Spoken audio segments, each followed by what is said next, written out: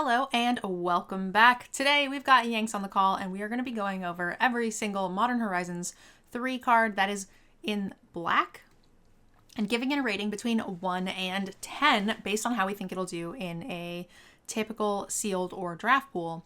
How you doing, Yanks? Good. How about you? Good. I'm excited to get through this set review. For those of you guys who missed white and blue and the introduction, make sure you guys go back and check those out, especially the introduction, because that's the one where we go over returning mechanics, of which there are 74, as well as the draftable archetypes, which will help you with reviewing these cards and giving them a rating. So let's go ahead and jump right in. The first card is the Accursed Marauder, 2 mana for a 2/1 zombie warrior. When it enters the battlefield, each player sacrifices a non-token creature. This is a pretty normal effect, and a lot of times it's on like a 3/2 for 3, so I like it being on a cheaper creature. Yeah, that's exactly what I was going to say. A lot of times the creature you end up wanting to sacrifice to this is itself, so the fact that it's cheaper is just a bonus. Yeah, I think so. And sometimes like having it and you can sack like a 1/1 sapperling or something is fine, but I feel like those cases are rarer than when I sacrifice the creature itself. So I think this is a very solid card. It's good if you are a little light on removal, but it always is pretty solid, especially if you are the deck that wants to go wider. Rating wise, what are you thinking, Yanks?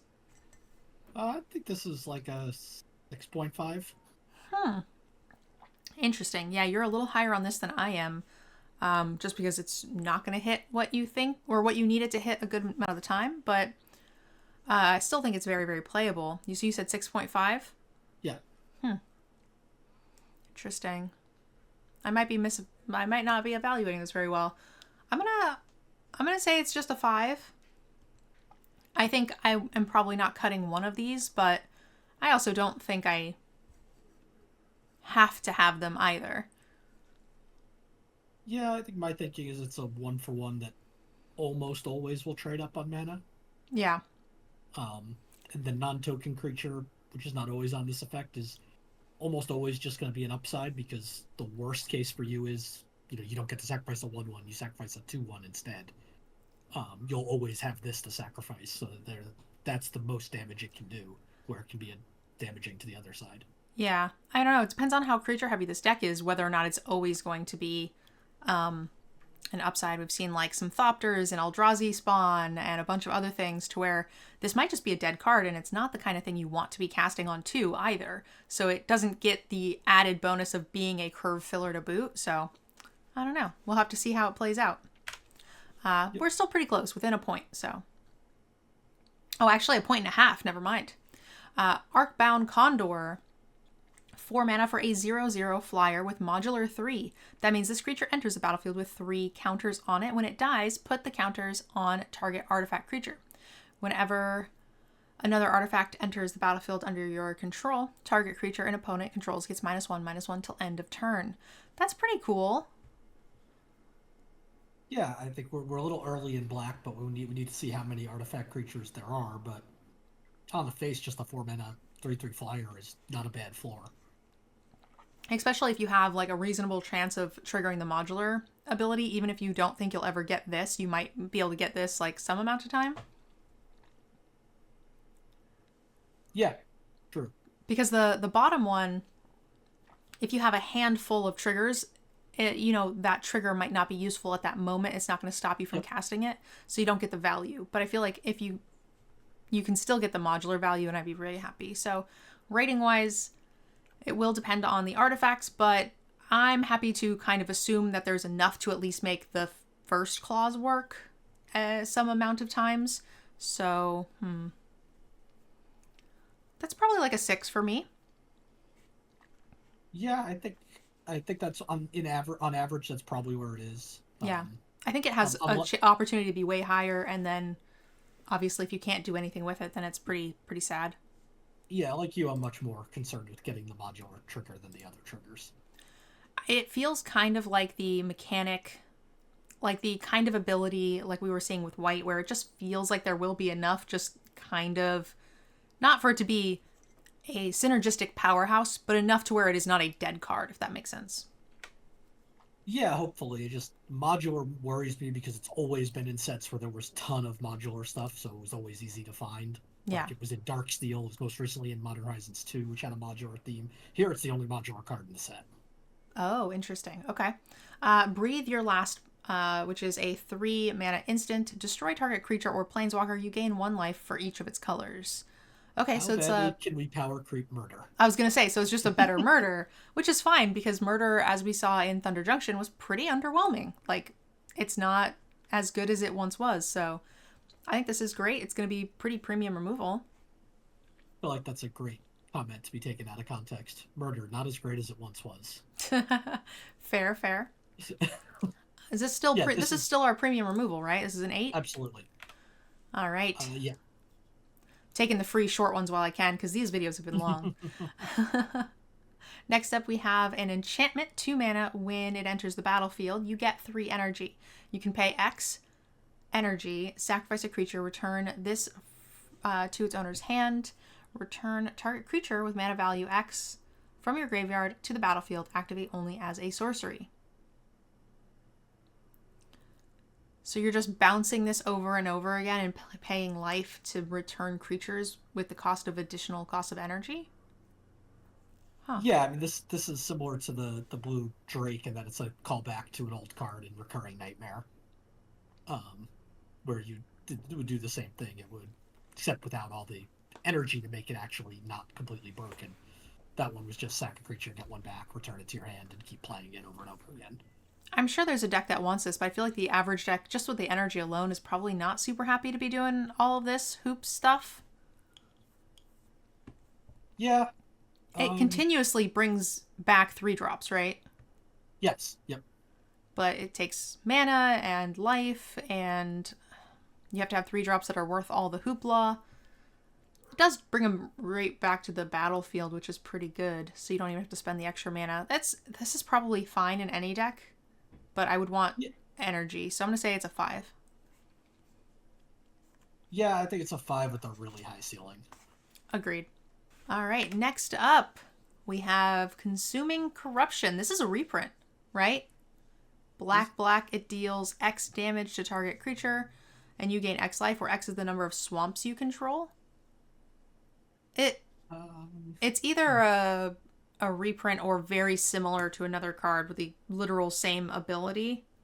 So there's Corrupt, which was a 6 mana sorcery that did that, but it was any target. It's probably like a combination of 4 different spells smashed into like one in different ways, so it's fine. I think that this is, it's black. So if you're interested in casting this, you're pretty fine with black. It's 2 colors only. It's going to be 2 mana for, mid to late game 4 damage. Yeah. I mean, that's fine. It's not a heavy hitter by any means, but I feel like I'm playing this in a 2-color black deck. Yeah, you're definitely playing it in those decks. You've got the, if it is a callback to Corrupt, which it probably is, like that card was amazing in Urza's Block Limited, but that's because Mono Black was very much a thing in that format. Yes, and it just goes face. I killed my opponents with that card a bunch. True.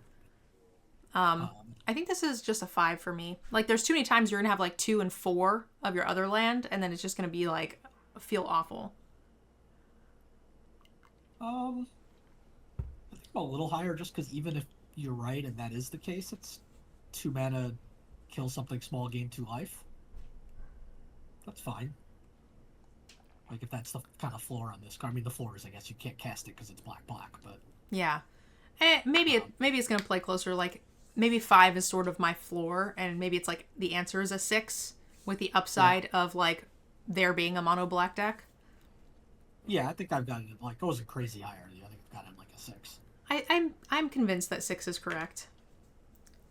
Abomination, 6/6 crab demon. That it's Cornelius. He's a 5/5. He has Emerge from Artifact.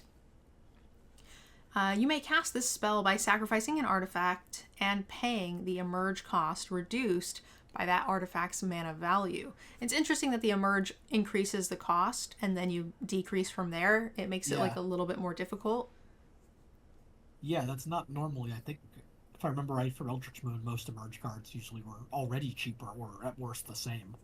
I'm wondering if there are like too many one CMC type artifacts that are worth sacking or something. Yeah, or I guess like they don't want you to sacrifice. It may like if they had one that was cheaper, they don't want you to be able to sacrifice like a food token to get the Yeah. cheaper cost. And then the rest of the card, it's a 5/5. When he enters the battlefield, target opponent exiles the top card of their library, a card at random from their graveyard, and a card at random from their hand. You may cast spells among cards this way, exiled without paying their mana cost. Wow, you just get to steal a card from their hand. That's pretty sweet. Yeah, but you only get to cast one of those three cards. Yeah, Yep. Okay. I think it's cool. And you have a really good chance of hitting something with all three of those options. So, I think for 6 mana with no other things, I think I would still probably play this Crab Demon. Yeah, I'm certainly playing it. It's not the most exciting, but get some randomly. You get some big hits sometimes out of their, off the top of their deck or something. Yeah, and at the very least, you made them. It was 6 mana, 5/5. They discard a spell or discard a card. Yeah, at random. So Yeah, yeah, they yeah. don't even get to choose. Exactly. So I think that is worth it to me. I would say I'm playing this. I would say this is a 6. Yeah, I think that's right. I'm tempted to go a little higher, but you're probably right on that. Yeah, I think it has the ability to just like spike a bomb out of their hand. You've made them discard. You've gotten like a 5/5 plus a bomb, and like the ceiling is super high, right? Well, I'm thinking actually maybe it should be higher because it's a 3-for-1, right? It's you got itself, you make them lose a card, and you get a free spell. Yeah, if you hit something, like you might not hit anything relevant or whatever. Yeah, you get 3 shots at it, which is nice. And if it's something out of their graveyard, it's at least probably something that they've cast, so it might be relevant. Yeah, it could be like a sack land or something like that. Yeah, not perfect. Or a combat trick, which isn't super good at sorcery speed. Certainly not a complaint. I feel like the whiffs on it, it feels sort of like you remember that companion, the 6-drop companion that would like mill 10 and get an odd cost card or whatever. Yeah. Like sometimes that game just like windmill slam wins the game, and sometimes you play it and then it got like murdered and it hit nothing, and I was just like, oh, my sad Leviathan or whatever. Well, that felt horrible. But at least here you've also already gotten a card out of their hand for your trouble. Mm-hmm. Oh, yeah, I guess unless they're hellbent. Yeah. I'm fine to stick still on a 6. Again, I think that the ceiling on the hits could be astronomically high, and it'll play like up to a 9. But yeah, I think I'm gonna end up at a 7 for this. Fair. The creation of Avacyn. We have Murder Casting Cost, Chapter 1. It's a saga. Chapter 1, search your library for a card, exile it face down, then shuffle. Turn the exile card face up. For Chapter 2, if it's a creature card, you lose life equal to its mana. Chapter 3, you may put the exile card onto the battlefield if it's a creature card. If you don't, put it onto the battlefield, then put it into your hand. This is dangerous as all hell.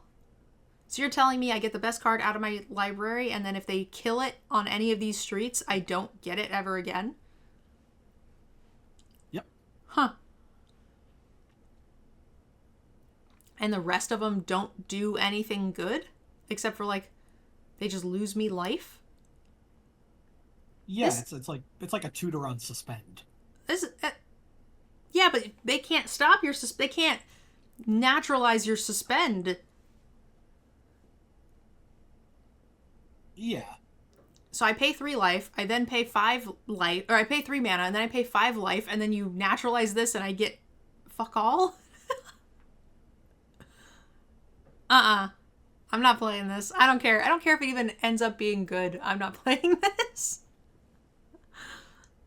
Yeah, I don't think I'm likely to play it either, but I mean, it's 3 mana to have a second copy of any card in your deck is, if you have bombs, is pretty good.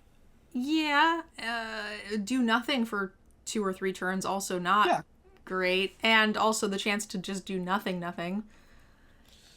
while also removing the best card out of your deck. Oh yeah, I just on principle, I'm gonna say this is a 2. Yeah, I don't mind the removing the part out of my deck because unless I have other tutors, like there's no functional difference between the card being in the bottom 10 cards and being out of my deck, most likely. Um, so there's a number of times where that doesn't matter at all. Yeah. But again, it is tutors unlimited are just not great unless they're straight up demonic tutor. So I don't think this is a highly valued card. I'm a little higher than you. I would like a 3. All right. Next we have the Dreadmobile. 3 mana for a 3/3 with Menace. You can pay 1, sacrifice another artifact creature, put a +1/+1 counter on it, and you can crew it for just 1. It's a sacrifice outlet if those matter to you in this set. We'll know a little bit more about that soon. Crew 1 isn't bad. Menace is fine. The fact that it gets bigger is neat. So it's like a good little outlet if you have like extra Eldrazi spawn tokens that you don't need.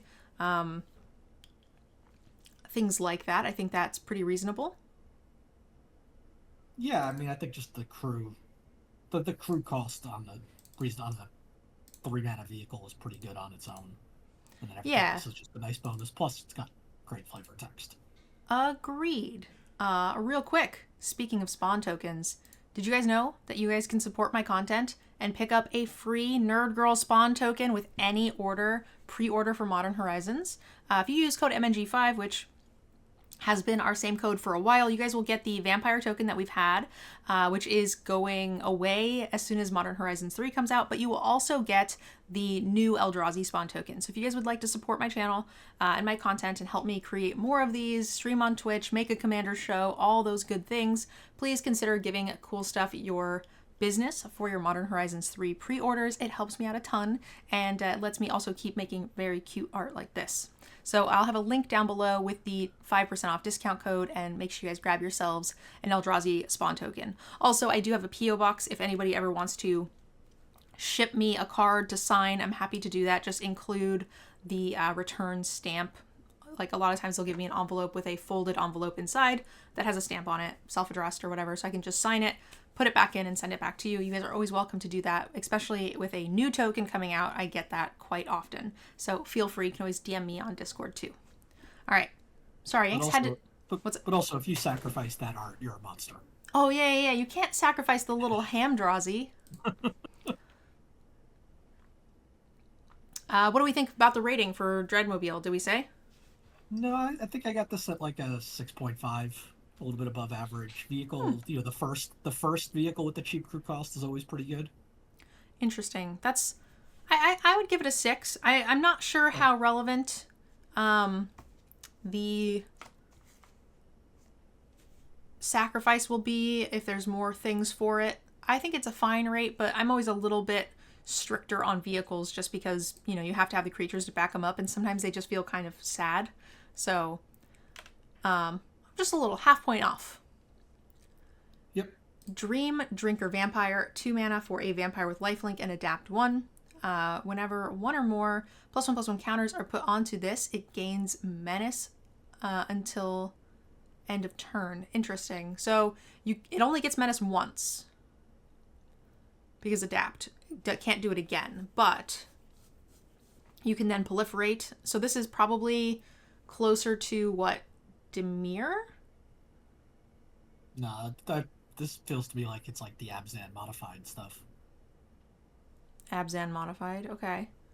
I was thinking like you might want ways to cheat in more counters as well, and you kind of get the ball rolling and you want to proliferate on that, which I think we saw a fair amount of proliferate in blue as well.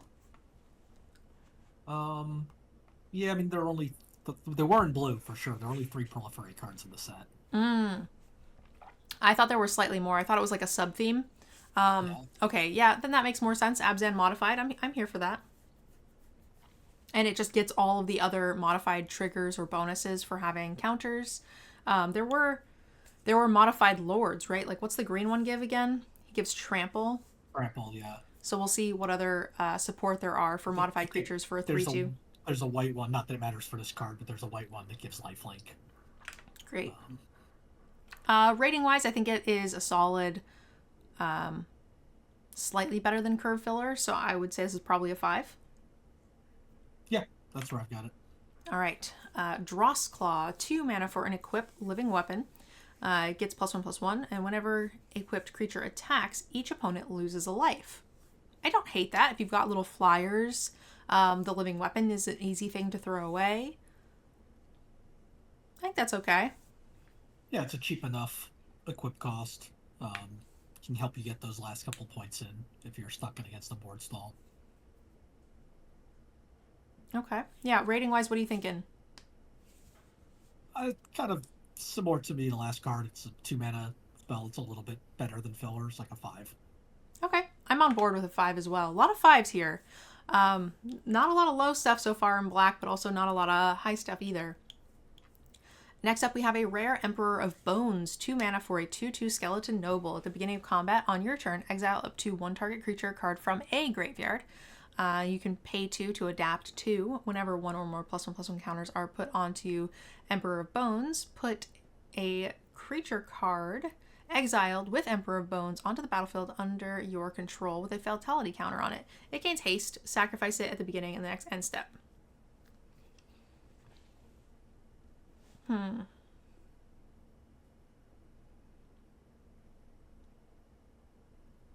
So 2/2 for 2, some graveyard hate, and you get at least one shot at getting a attack in with something you exile.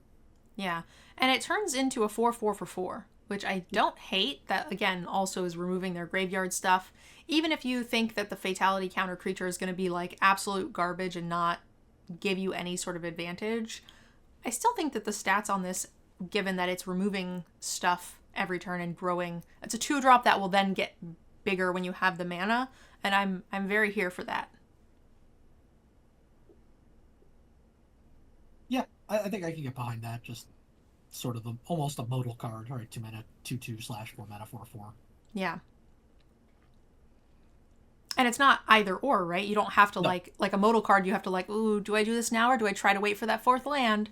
You don't have to have that. You can just curve out nicely and do it when you have time. And I think that the meat of the text box here will still be pretty relevant. I'm happy with it. So, I think this is a 7. Yep, that's where I've got it as well. I'm giving the removing my opponent's entire graveyard some extra love. Let me open up that little sheet that you shared with me, because there was quite a bit of. There's 3 flashback cards. There is 3 threshold cards.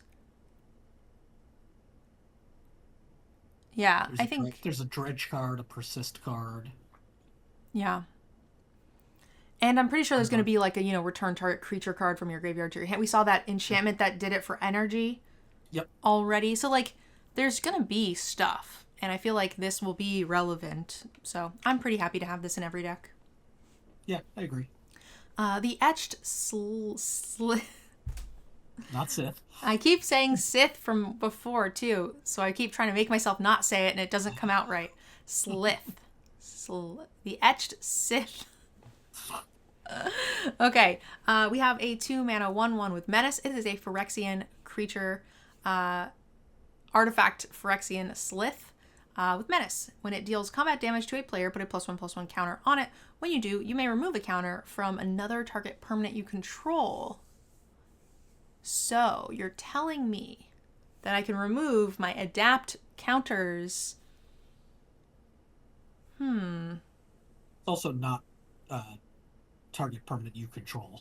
Yes, so you can remove their +1/+1 counters, but I can remove my adapt counters as well if I need to, which is kind of cool, or -1/-1 counters if we see anything like that. This card seems fine to me. Yeah, you can eat, not that it's huge impact, but you can always eat one of their energy. Yeah. I didn't even think about counters on them, but target or opponent, yeah, absolutely. So it's going to get bigger. It's got Menace. It's hard to block. It just keeps getting bigger, even if there's no other counter synergy or anything. This card seems good. Yeah, and this is the first black artifact creature we've seen since the Arcbound Condor as a receptacle for modular counters, too. So that's something to keep an eye on if you end up with something like that. Sure. Just ignore Crab Demon, why don't you? That wasn't an artifact creature. Wasn't the crab demon the one that made it cheaper for sacking an artifact? But it emerged from an artifact, but it can't get the modular counters. No. But this is a card that helps the crab. Oh, sure, yeah. I was saying that you weren't giving appropriate love and appreciation to the crab demon. Fair. This is certainly an enabler. Yes. Rating wise, I'm very happy with this card. I'm going to give it a 6. Yeah, I like it there as well. All right, we have another artifact, Salamander Drake. 1 mana for a 1/1 flyer. When it can only block creatures with flying and it has Adapt 7, Adapt 4. This ability costs 1 less to cast for each other artifact you control. So that's cool. Adapt 4 is scary. This looks like the, the Petromander Pie. The same as in the name, Terramander. Oh, is that what it's called? Yep. There you go. Words. That card was good. I think this will also be good.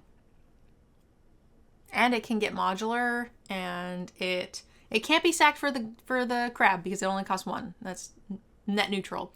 So I guess the crab is sad. I think I would play this. I'm very happy with it. The Terramander was a huge pain in my ass, that's for sure. Yeah, I've never been a huge fan of 1/1 flyers, but there could be some artifact synergies, and the fact that it is relevant in the late game because of its adaptability means this is definitely worth putting in your deck. Yeah, it'll enable the other things very well, and it seems like there's enough artifact stuff that want other artifacts for me to consider this. Even if I don't care about it by itself, it's just a cheap artifact to help. So there was how many affinity cards in here? Let me pull that up. There was a decent amount. It made our top list, didn't we? Yeah, there are 4, although one of them is affinity for auras. So there's 3 affinity for artifact cards. Okay. In addition to modular or whatever. Yep. I'm sure there's 74 freaking mechanics. Who knows what they all attach to? Who knows? So I'm here for this card. I think it is a. If you're interested in this, I think it's going to do pretty well. And the Terramander was impressive, so modular is a thing. I'm going to say 6. Yeah, it feels like it's about the same as the last card we saw, so I like 6. Eviscerator's Insight, 2 mana. As an additional cost to cast the spell, sacrifice an artifact or a creature. Draw 2 cards. It has flashback.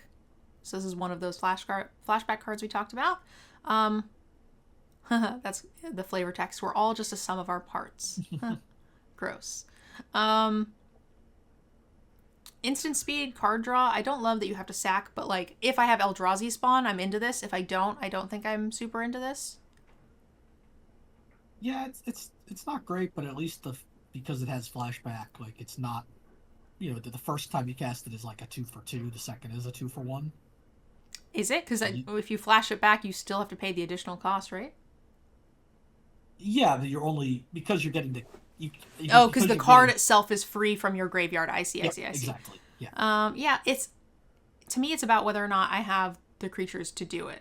If I have anything, if I'm running the 1/1 rat that makes them discard a card, Eldrazi spawn, things like that. But if my baseline is a 2/2 for 2, and then it just goes drastically up from there, then I'm a lot less interested in these sorts of abilities. Yeah, I agree with that. I think I also like to have a copy of this in my sideboard if I'm running against a heavy removal deck. Yeah. Oh, yeah, that's true. I definitely would board this in against that as well. My instinct is my black decks don't tend to be super creature heavy. That's why I have this hesitation, is because I tend to be a little bit more control-y, a lot more removal is what I prioritize when I'm playing black. So I just am scared that I would have this and not be able to use it well. Yeah, it depends how many kind of incidental artifacts we have as well. That's true. Yeah, treasures, clues, things like that would be fine. All right, next up we have the Fetid Gargantua. 5 mana for a 4/4 horror. Horror. People get mad at me. They keep telling me that I'm slut-shaming my creatures because I keep calling them horrors. And then they're like, why are you calling them a whore? And I'm like, I'm not calling them a whore. I'm calling them a horror. Oh. Yeah. Which apparently is the same thing. Not a whore, it's a whore. I got that a lot. I played Captain Nagathron on the Commander show last week, and everybody's like, "Why is she slut shaming her creatures?" Oh, wait, so you're fine with pronouncing Captain Gathron, but you didn't want to go for Chthonian Nightmare? Well, I didn't. I had never heard. I've heard Captain Nagathron. I had never heard the other one. In fact, Gavin made Captain Okay. Captain Nagathron. He said we are all saying it wrong. It was Negathrod, which I still don't think is correct. So I'm sorry, Gavin. It is just that doesn't roll off the tongue the same. I refuse to convert. Anyway, this is a 4/4 with Adapt 3. Adapt 2 for 3 mana. Whenever one or more +1/+1 counters are put onto this creature, you may draw 2 cards. If you do, lose 2 life. Yes, every day I'm playing this card. This is cool. I don't think that the Adapt is outrageous, and this is a fine ability for it only to have one time. Yeah. I think I would like this better if it was on a smaller creature that cost less, but I'm still pretty happy with it.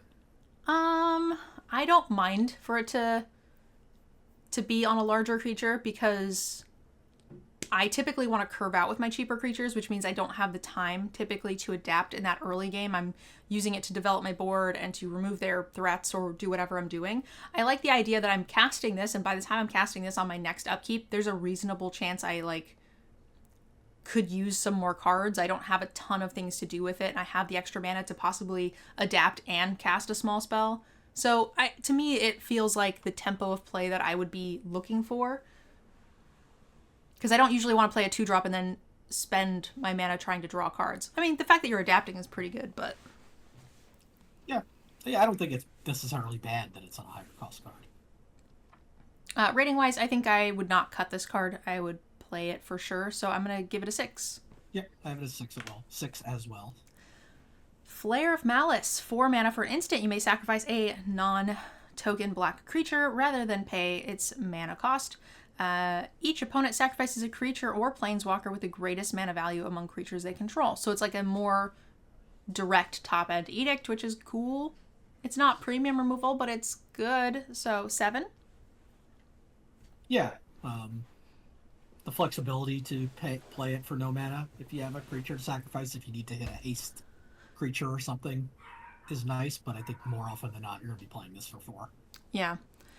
I agree. I feel like this, of the free cycle, this is the one where the free clause matters the least, because typically you want to hit their bigger things, so you don't need to respond to other stuff because they're either playing something smaller or it's bigger, so it doesn't really matter. You want to hit that anyway.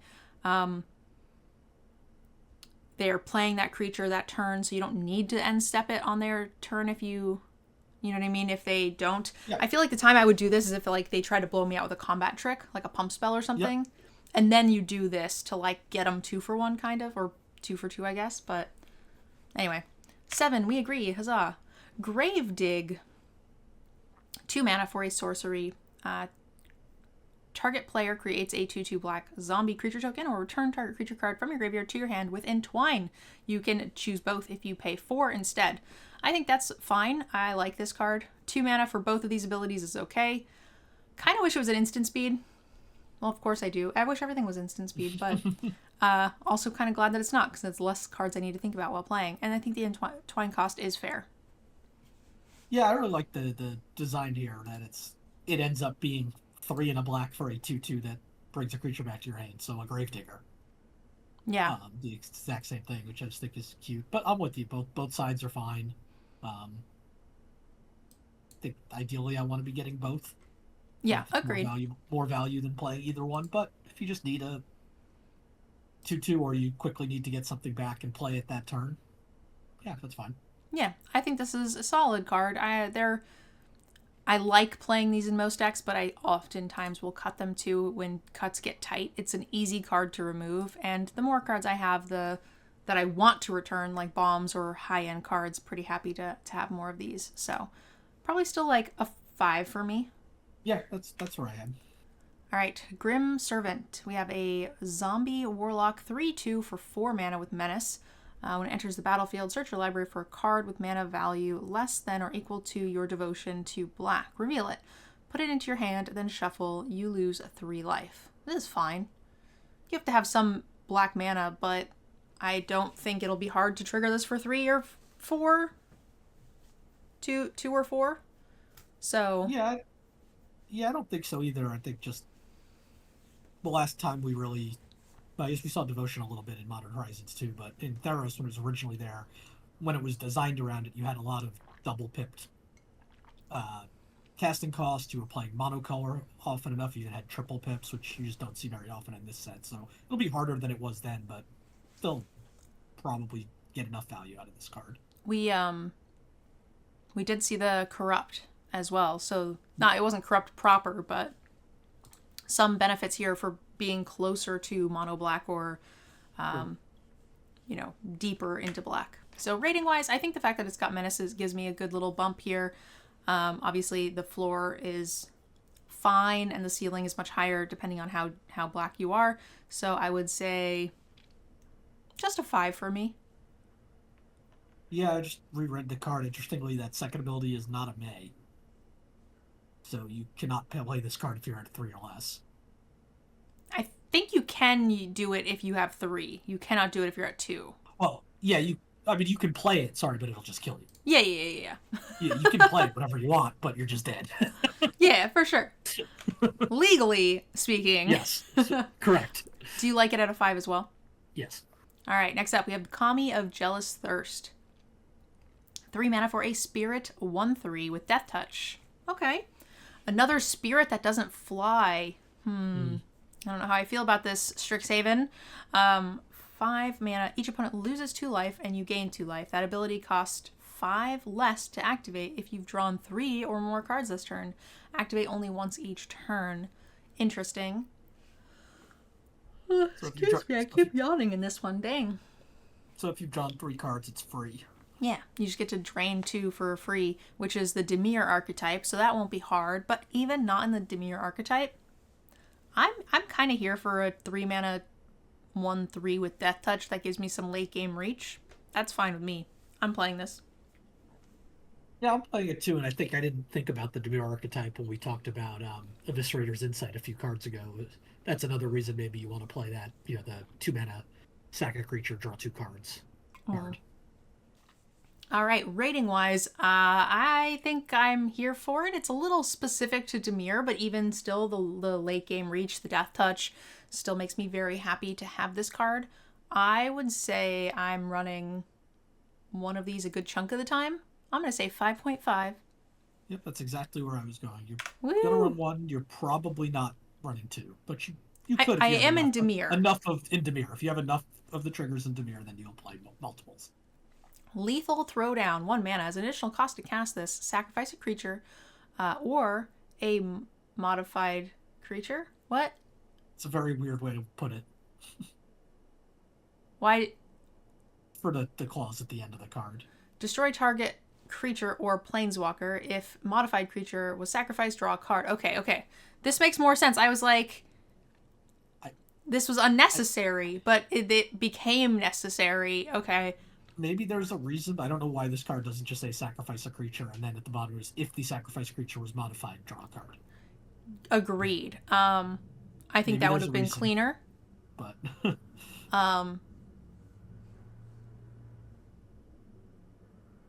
I still think that this is fine. This is like Bone Splinters Plus, and that card was good. And there's Eldrazi spawns and small little poopy dudes that germ tokens, things like that. All right, so I am definitely here for this card. Rating wise, it's never premium removal, but I would say it's still good. And the fact that you could potentially sacrifice like a germ token that was equipped to a living weapon and draw a card, and then a living weapon gets to go somewhere else and you've lived the dream. I'm very happy for that. I think this is a 6. yeah, I think that's right. The equipment one is a good call there because that's the one way you can sacrifice a modified creature and not lose the modifications. Mm-hmm. And even if it was modified, I think there are sometimes there's enchantments that want to go to the graveyard. Sometimes there's enchantments you can bring back. Sometimes the creature put a counter on itself, so it's kind of self, mana-wise is even. But yeah, I think the living weapon is premium spot here. Did you agree on a 6 as well? Yes. All right. Marionette Apprentice. The other one's Marionette Master, I think. Yep. 1/2 for 2 mana, Human Artificer with Fabricate 1. Whenever another creature or artifact you control is put into a graveyard from the battlefield, each opponent loses 1 life. Yes, here for it. It's artifacts or creatures. It doesn't gain you life like a Blood Artist, but it gives you the artifacts as well. So foods, treasures, equipments, vehicles, anything like that. That's cool. I like this. I'm playing it. It's got Fabricate. It's a 2 mana 2/3. It's just great. This is just great. Yeah, and it provides sort of the sacrifice fodder we've been seeing that we kind of want for things like Lethal Throwdown or Eviscerator's Insight or just artifact triggers. I'm going to say this is a 7. Yep, I'm with you on that. Mindless Conscription. 3/3 for an enchantment. When it enters the battlefield, and whenever you draw your 3rd card each turn, amass zombies 3. So it's a 3/3 for 3 on its base, and then it just keeps getting bigger or makes more zombies in the future. This seems good. I'm here for it. Yeah, nothing too complicated here. Even if you only have a couple of triggers for it, like this is an okay filler on 3 anyway. Yeah. Rating wise, let's say 6. I think it's good value. I've got it as 6. There's some decks where you're just like, you have better 3-drops and no way to draw multiple cards and you won't be in the business for this, but if you are anywhere near Dimir, it's probably worth playing. Yeah, agreed. Okay, black, black, black for a Necro Dominance. We've got Skip Your Draw Step. Okay, at the beginning of your end step, you may pay any amount of life. If you do, draw that many cards. And then you have your maximum hand size is 5. If a card or token would be put into your graveyard from anywhere, exile it instead. Huh. I'm not into it. Yeah, I mean, it's a fun little twist on Necropotence. Definitely got some downsides, especially your maximum hand size being 5 to try to neuter that card. And black is just hard in a format that doesn't have Dark Ritual like Necropotence formats did. Yeah. I'm not into it. I think this is a 1. Yeah, I guess there's some world blue-black wants this because you can draw 3 cards every turn and trigger things, but that's probably pretty extreme to really take into account here, so I agree with you as a 1. Nethergoyf. 1 mana for a star, 1+ star. Its power is equal to the number of card types among cards in your graveyard, and its toughness are equal to that +1. It has escape. Exile any number of cards from your graveyard with 4 or more types among them. Interesting. It like nerfs itself. Yeah. But that doesn't matter. It's free. And self-mill, like those things. That said, these abilities are usually not very good and limited. No, they're just not. They're not strong enough. You're gonna get, yeah, I guess you could get a 4/5 if you're lucky, but so many times this is just gonna be a 1 mana 1/2. Yep, I'm gonna say this is a 2. Yeah, agreed. We haven't seen any self-mill to make this worth it. Quest for the Necropolis. We went from L to Q very quickly. I'm noticing that this set has most of its cards like in the first quarter of the alphabet, and I'm like, oh my god, 50 minutes and we're like, in the C's, and then all of a sudden the next thing I know we're at Q. So yeah, it doesn't have the 75 cards in S like most sets do. Yeah, for sure. So here we have a 1 mana enchantment with landfall. When a land enters the battlefield under your control, put a quest counter on the Necropolis. 6 mana, sacrifice the quest for Necropolis. Put target creature card from a graveyard onto the battlefield under your control. This ability costs 1 less to cast for each quest counter on the Necropolis. Activate only the sorcery. Huh. Yeah, just a slow reanimate. Yeah. And it says any graveyard, which is really cool.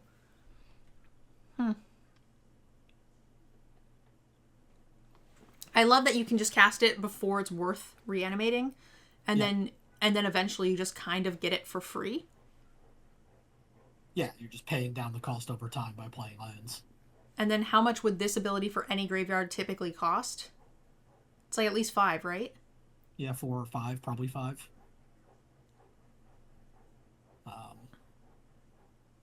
Yeah, I think this card's pretty good. So you're really just paying like a 2-mana tax on it if you wanted to do it same turn.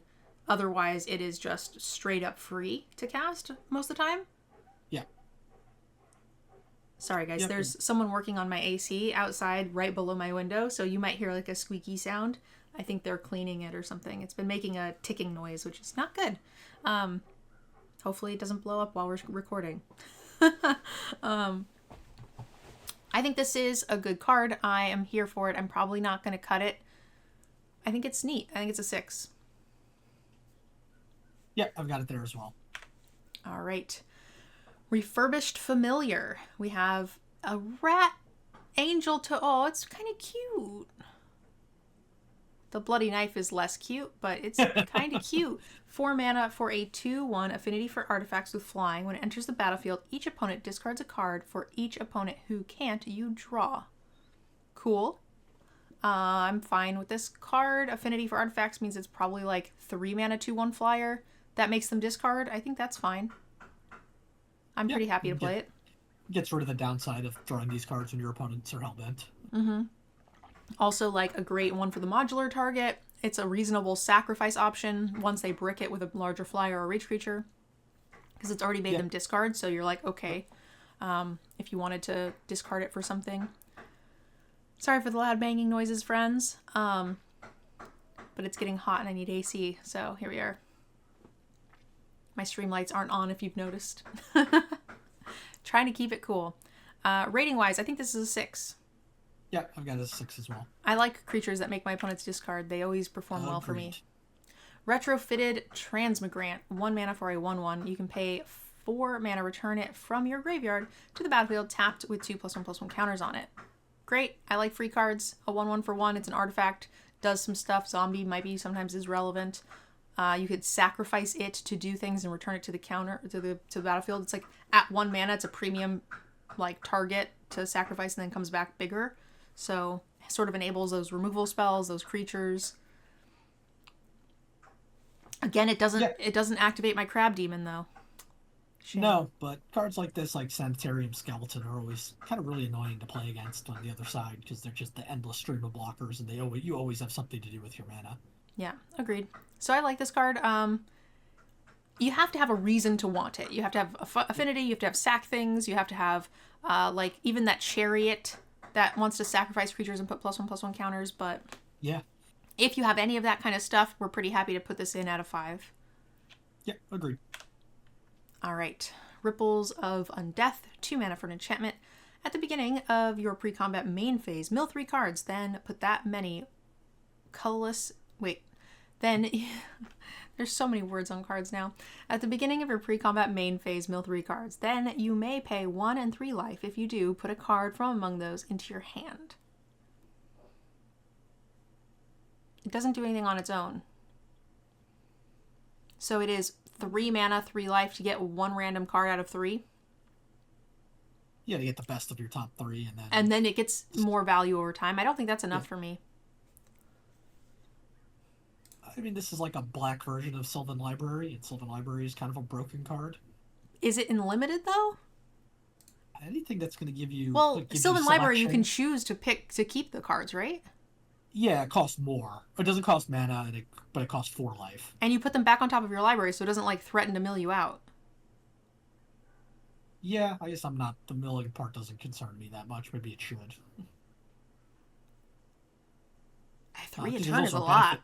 There's also a benefit to milling cards sometimes. Sometimes, but I don't think we're playing the Necrogoyf. No, but like the Transmigrant, that'd be great to put that straight into your graveyard. Yeah, I still just don't think this does enough, and I think it is dangerous enough to where if I'm behind, I'm playing this card, it's not doing a ton, it's costing me more life. It's just not impactful enough for me. I think this is a no. I'm gonna give it a 3. Oh, yeah, we're going to see how this card goes. I'm way higher on this. I'm going to give it a 6. Woohoo! That's a big one. All right. Next we have the Sentry at 4 mana for a 2/3 Human Knight Rogue. It's weird to have a Knight and a Rogue in the same type line. It has Menace, and when it enters the battlefield or attacks, Connive. I think this is fantastic. Yeah, I think the card's fine. I mean, 2/3 basically loot is nice. But it does it when it ETBs, so like you're Yep. kind of, and if you assume you draw spell discard, right? It's like a 3/4 with menace for 4 that's going to then continue to fix and smooth your draws. I don't think I'm Yep. cutting this. No, I don't think I'm cutting it either. I'm not excited about it though. I'm getting there. I'm getting to be, this is better than filler. I'm like, ooh, this is a good grab. I think this is going to be way better than your average 4-drop. So at common, I mean, obviously there's rares and uncommons and things, but if I'm getting this mid to late pack, I'm here for it. I'm going to give this a 6.5. I think I'm at like 5.5. I like connive. The Shilgungar, Sire of Famine. Sure. Sure. How would you say it? No, that's Shogungar. Yeah. Okay. 5 mana for a 6/6 Elder Demon with flying. Sacrifice another creature, create a blood token. Relevant. Some artifact discards, artifacts hitting the graveyard. If you sacrifice an angel this way, create a number of blood tokens equal to its toughness instead. That's kind of neat flavor. I like it. And then you have 3 mana, sacrifice 6 blood tokens, return each creature card from your graveyard to the battlefield with a finality counter on it. Those creatures are vampires in addition to other types. So I'm just scanning, and I think there's only one angel in this set. So that portion of the card isn't particularly relevant. Yeah, but if you are just sacking like Eldrazi's or tokens or Thopter, like fabricate things, like that's good if you're doing it in response to removal. That not super relevant considering they'll probably remove this. But Yeah. if it's smaller removal, like, you know, like burn spells or something, if your opponent's, you know, green black, green red, there's a good chance that they just don't have anything that kills this. So it Yeah, no, mitigates those. I'm just mostly viewing this as it's a 5 mana 6/6 flyer that can maybe make you a couple blood tokens. Yep, that's what I'm thinking of it as well.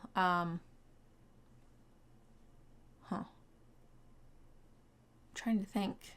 We saw a bunch of things that like bring things back. Sometimes it'll make them into a zombie or an angel or something, but I don't think I saw any in this set. So it's still a 6/6 flyer for 5. I'm fine with it, and the blood tokens are free. So I think this is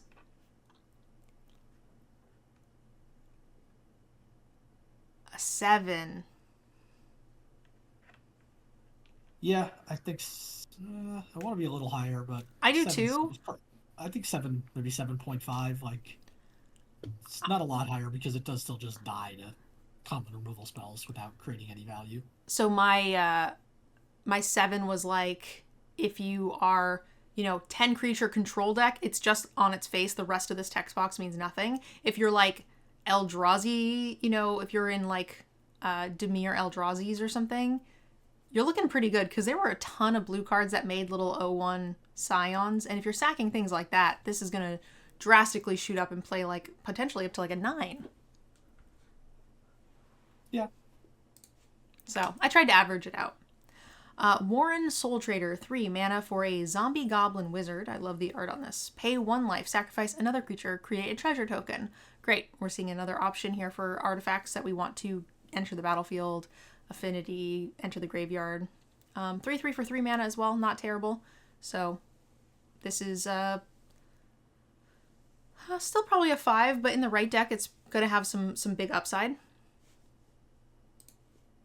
Yeah, I think maybe a little higher, just because anytime you get a sacrifice outlet that doesn't cost mana, usually seems to be better than it is most of the than it reads. Mm-hmm. So I think I probably have this at like a 6. Okay, that makes sense. Yeah, I'm pretty happy for that. Helps with like fixing too, which is nice. Yep.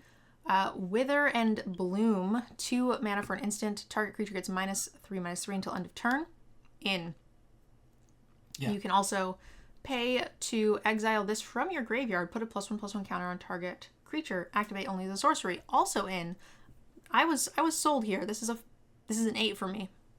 Yeah, I agree. It's premium removal, and the bottom portion is just a bonus.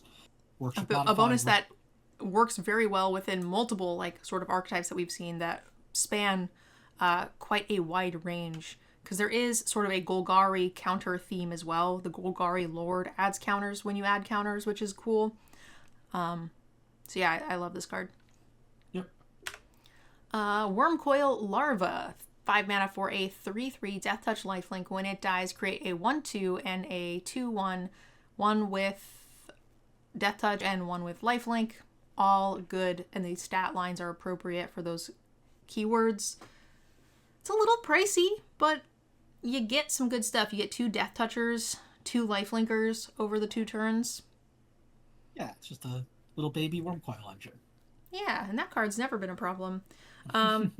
It's the reason that's at Mythic, and this is an uncommon. Yes. I still think I'm willing to pay the cost for this. I'm agreed. probably not cutting it. It's 6. Yep, that's where I've got it as well. Buried Alive. This is when I started playing. Search a library for up to 3 creature cards, put them into your graveyard, then shuffle. So if you have some recursion stuff, but typically your average deck I don't think is going to be interested in doing this. Yeah, agreed. Just a old school reprint that needs to be in the heaviest of Reanimator decks for it to be relevant, and that's not unlimited. Yep, I'm going to give it a 1. It's a 1. Crick, Son of Yawgmoth. We have 4 Phyrexia black, black, black for a Phyrexian horror minion. Gotta make sure you really emphasize that extra O, otherwise I get in trouble. It has lifelink. He's a 2/2. For each black in a cost, you may pay 2 life rather than pay the mana. Whenever you cast a black spell, put a +1/+1 counter on this. The fact that it gives you lifelink and you're putting counters on it to gain more lifelink makes the other ability not so scary. But it is still a freaking 2/2 for at least 4 mana and 6 life. Yeah, I'm not particularly excited about this card. I did see like a little sub theme for card draw. If you can get him larger for stuff, that's pretty cool.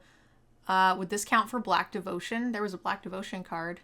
Yes, it would. So there's that. Like we've got some options. I don't think I would play this card often, but there will be some decks where I'm like, all right, let's do it. So I'm gonna say it's like a 4. Yeah, I'm right there with you. Nadir's Nightblade. This is a card I had to buy several times for Commander. 3 mana for a 1/3. Whenever a token you control leaves the battlefield, each opponent loses 1 and you gain 1 life. Yeah. It's any token, so treasure, clue, blood, any food, any of that stuff count. It's not just creatures. Yeah, this card is sweet. We're seeing a little bit more treasures and bloods and things in black, so maybe it'll be relevant. Yeah, it's going to be very dependent. This is kind of a split card. If you don't have any, it doesn't have Death Touch or anything, so it's not really worth it. This is like a 2 and a 6 if you have like the build, so it's probably not good in the average deck. Yeah, it's really like it's weird to say this about a 1/3 creature, but it's really a combo card. Yeah, and I didn't see any Eldrazi spawns in this either. Yeah, so I think it's split, but even at the top end, it's not going to be super powerful. Orpheomancer, 3 mana for a 2/2 human shaman. At the beginning of each upkeep, if you control no snakes, create a snake with Death Touch. I'm playing this. This is a 7. This card is extremely annoying to play against. Yeah. Vintage cube staple.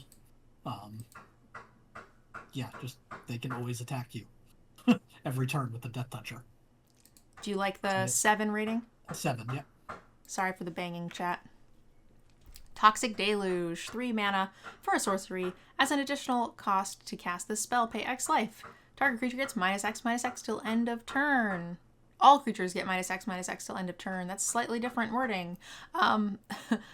So what are we doing? Like 3 mana, 5 life, -5/-5. It's like potentially, you can situate this in the right way. Decks that will really hit, like Boros aggro type decks, you won't need to pay a lot of life, so that's nice. this is good. But there'll be times where it's too late and you can't pay enough to save yourself, right? Yeah, that can come up with this card, but it's a very powerful card. Now, it might come up a little less than you think, because a lot of times you're super low because your board clears cost 6. But this doesn't. So you can sort of stop Boros early and not get into that problem situation as often as well. So I'm going to say that this is a good card. I think it's 7.5. Yeah, it's one of those where maybe it costs you 3 or 4 life to play this card, but the extra turn or two, you would have taken 8 if Yeah. you didn't. So, the situation is when you could have played it on 6 and you didn't draw it until it was kind of at that point already anyway. That's when you get a little punished. But what was your rating? It's like a 7.5. All right, sounds good. Victimize. 3 mana. Choose 2 target creature cards in your graveyard. Sacrifice a creature. If you do, return the chosen card from card to the battlefield tapped. Kind of a weird reanimate spell that have to jump through hoops. Choose 2 target creature cards in your graveyard. Sacrifice a creature. If you do, return the 2 chosen cards to the battlefield tapped. Huh. This is great. Get your 2 best things out of your graveyard for an Eldrazi token? Yeah, just a couple things, right? Is unlike you have to have 2 cards in your 2 creatures in your graveyard to target, so you can't play this if you only have one. And if you only have 1 creature on the battlefield, they can just kill it in response, and then this fizzles. Yeah. Those are 2 important notes. Yeah. I feel like I'm okay with the first one. The second one's a little tight, but still playing this. I think this is a 7. I'm not cutting one of these. Yeah, I'm a little lower. I'm still not cutting it. I'm probably like a 6. Next up, we have our first modal card, the Bogwart Trawler. 3 mana. Enters the battlefield. Exile target player's graveyard. Oh, it's a 3/1. I thought it was just like a spell. It's a 3/1 for 3. That, like, also helps you. Yeah. It's a 6.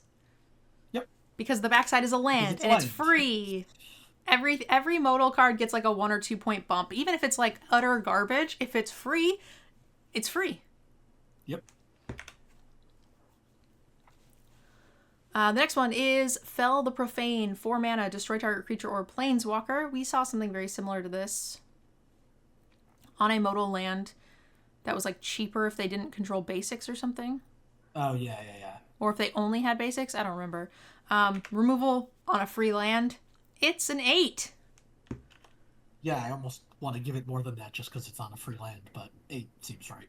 I mean, it's almost like it's like a murder.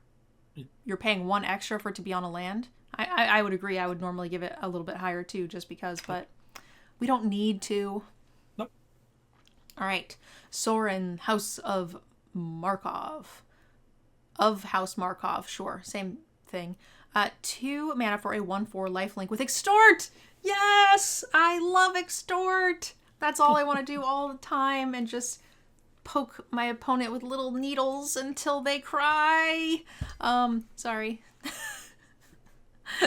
At the beginning of your post-combat main phase, if you gained 3 or more life this turn, you can exile him and return him as the Ravenous Neonate. I can't see because his head's in the way. Yeah, that's awkward. He still has Extort. Yes! You can create a food token for +2. Sorin deals damage equal to the amount of life you've gained this turn. Awesome. You can gain control of target creature. It becomes a vampire in addition to its other types. Put a lifelink counter on it if you control a white permanent other than Sorin. Yes, all about it. Rating is great. Extort is great. The gain food is like draw food is a little low impact for a plus, but I'm here for it as long as you can afford to take a turn off, right? Like it's a little light, so I'm gonna say it's a 9. Yeah, I'm a little scared of saying create a food is not impactful since the last time we saw that on a +2 was Oko. Yeah, but then his next ability was exchange food with anything or whatever, right? No, yeah, the real problem with Oko was the next ability was +1, turns anything into a 3/3. Yes.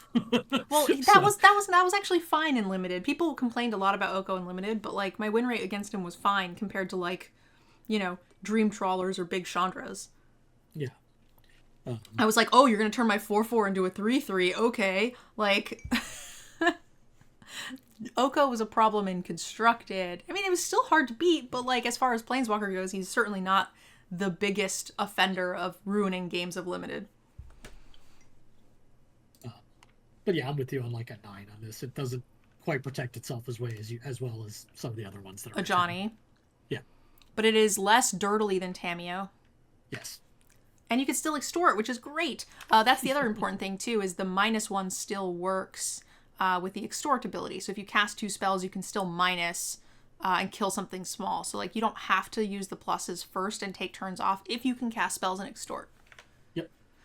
Okay, Grief. We have a 4 mana 3/2 with Menace. When it enters the battlefield, target opponent reveals their hand. You choose a non-land card from it. That player discards that card. Yes. This is a 7? Yeah, this is not the terror that it is in constructed formats because you're not cheating it back into play for free on turn 1. Yeah. But it's still just a built-in 2-for-1. Yep. And the Menace, I'm fine with the cost. A 3/2 Menace for 4 is like fine, so. Yep. Dismember. Target creature gets -5/-5 for 1 and a Phyrexian black, so you can just cast it for 1 if you need to. This card is always very good and limited. It's instant speed. I like the flexibility on your mana base. This is an 8. It's pretty premium. Yeah, this is another one where I almost want to put it higher because it's a colorless removal spell, effectively. Yeah, it's important to note you can use this in any. We saw something similar, like in Strixhaven. I think they reprinted like Tezzeret's Gambit. Yep. And I was just like, sweet, my Selesnya deck has a divination now. Yeah. Okay, I mean 8, but 8, but we want to give it higher because it's cool. Yeah. Persist. 2 mana. Return target non-land permanent. Nope. What? Not non-land permanent. Non-legendary.